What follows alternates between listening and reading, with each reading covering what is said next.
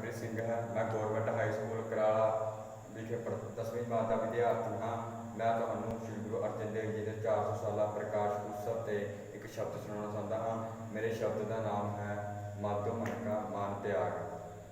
ਮਾਧੋ ਮਨ ਕਾ ਮਾਨ ਤਿਆਗ, ਮਾਧੋ ਮਨ ਕਾ ਮਾਨ ਤਿਆਗ।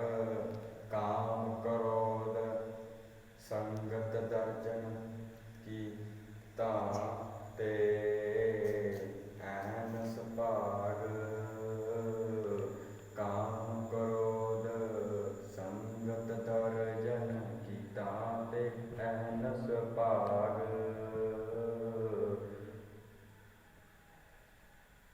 सुख दुख दोनों सम कर जानै, और मन अपमान। सुख दुख दोनों सम कर जानै, और मन अपमान।